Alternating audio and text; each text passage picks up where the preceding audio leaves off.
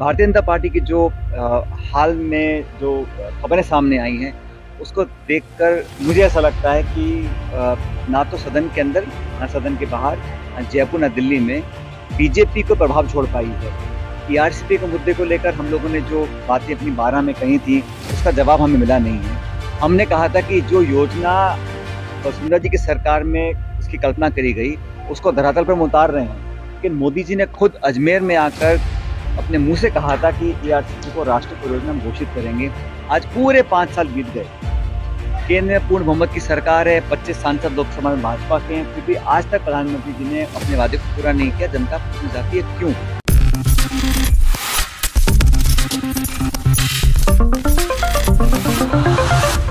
Next 9 news में आपका बहुत बहुत स्वागत है। मैं हूं आपके साथ अबरारुल हक रहमानी। राजस्थान की सियासत से बड़ी खबर आ रही है दर्शकों। राजस्थान में इस समय कांग्रेस पार्टी के भीतर चल रही उस दरार पर कहीं ना कहीं अशोक गहलोत जो है वो अंकुश लगाते नजर आ रहे हैं। जी हां, सचिन पायलट ने जिस तरीके से इस पूरे मामले पर अपने पक्ष को रखा था और ये कहा कि दरअसल लगातार जो कई महीनों से सचिन पायलट वर्सेस गहलोत के मुद्दे पर मीडिया मिर्च मसाला लगाकर खबरें परोस रहा था, उस पर अब पूरी तरीके से ब्रेक लग जाएगा, क्योंकि खुद सचिन पायलट ने इस बात को कहा कि अब वो पूरी तरीके से पार्टी के बैनर तले रह करके पार्टी की जीत को सुनिश्चित करने के लिए मेहनत करते नजर आएंगे और वो तमाम सीटें जहां पर कांग्रेस पार्टी लगातार कई दशकों से हारती नजर आ रही है उन सीटों पर ज़्यादा फोकस किया जाएगा।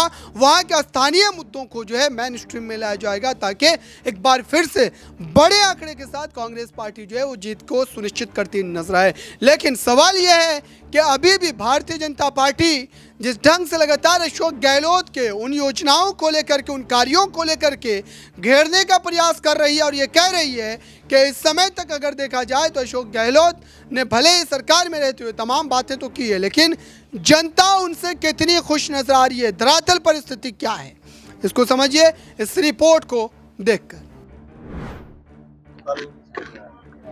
आप सभी जानते हो कल हम सबके नेता प्रियंका जी की एक आम सभा है। चुनाव घोषित हो चुके हैं और आचार संहिता लगने के बाद पहली मीटिंग प्रियंका जी की है और सिकराय में दौसा में वो आ रही हैं। एक बहुत ही विशाल जनसभा होने जा रही है और इस पूरे क्षेत्र में, पूरे जिले और संभाग में सब जगह कांग्रेस कार्यकर्ताओं में एक बहुत बड़ा उत्साह है उनके आने को लेकर।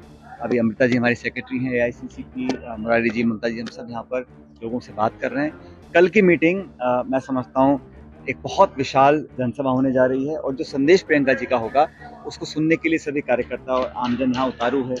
इस क्षेत्र में हमेशा ही बड़ी मीटिंग होती आई हैं। मुझे अच्छी तरह याद है आज से करीब 2-2.5 दशक पहले सोनिया गांधी जी की हुई, राहुल गांधी जी यहाँ कई मरतबा आए हैं, प्रियंका जी यहाँ पे आ रही हैं। तो सब कार्यकर्ताओं में उत्साह है, सब मिलजुल कर इस सभा को बहुत कामयाब बनाएंगे।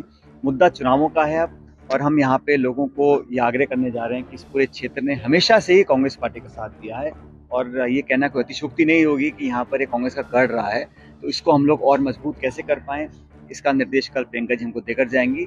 सभी नेता, कार्यकर्ता, प्रत्याशी, टिकट लेने वाले, लड़ने वाले, सब लोग मिलकर इस कार्यक्रम को कामयाब बनाएंगे। लेकिन भारतीय जनता पार्टी की जो हाल में जो खबरें सामने आई हैं उसको देखकर मुझे ऐसा लगता है कि ना तो सदन के अंदर ना सदन के बाहर, ना जयपुर ना दिल्ली में बीजेपी को प्रभाव छोड़ पाई है।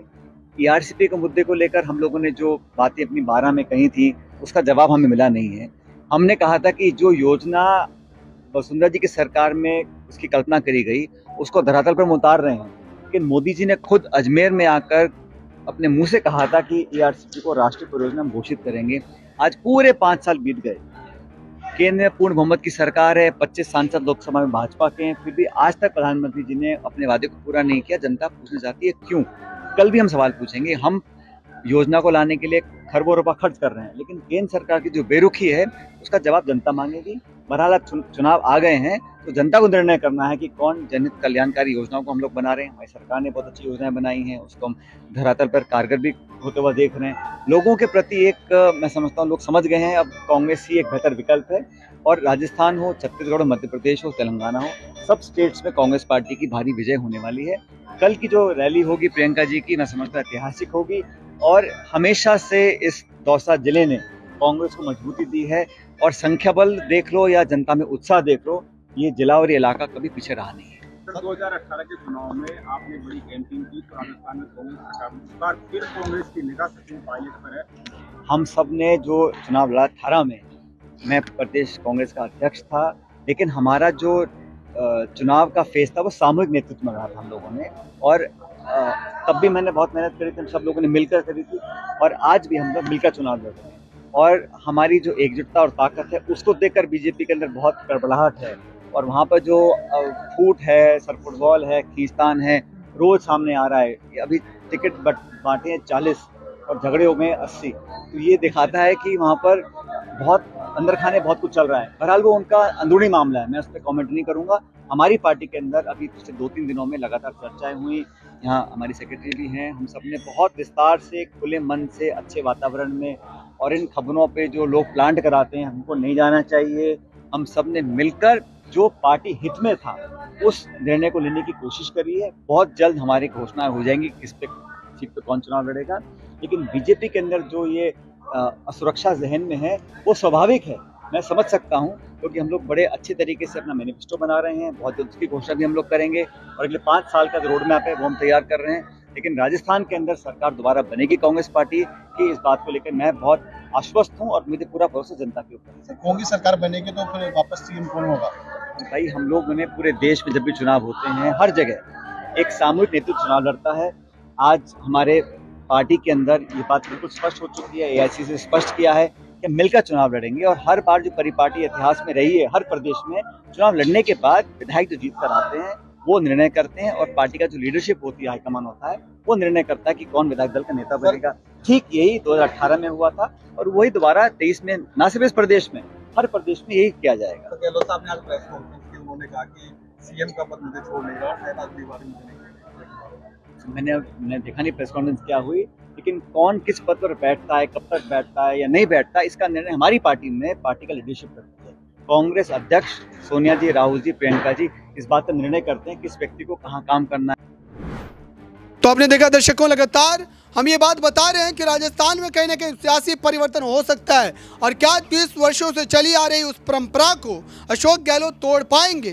क्या 30 वर्षों से चली आ रही उस जो है 5 वर्षों की सत्ता को लेकर के जो भाजपा दावे कर रही है और ये कह रही है कि इस बार भारतीय जनता पार्टी जो है पूरी तरीके से सरकार में आने के लिए जो है पूरी तरीके से प्रतिबद्ध है, और लगातार वो ऐसे कामों को लेकर के, सरकार की कमियों को लेकर के जनता के बीच जा कर के जो है जागरूकता पैदा करने की कोशिश कर रही है। और जन आक्रोश यात्रा जो कि आपके जहन में होगा भी, उस यात्रा के माध्यम से जनता को एक बार अशोक गहलोत के खिलाफ उन तमाम कामों को गिनवाया भी जा रहा है। फिलहाल इस खास रिपोर्ट में बस इतना ही। जुड़े रहें बड़ी खबरों के लिए नेक्स्ट 9 न्यूज़।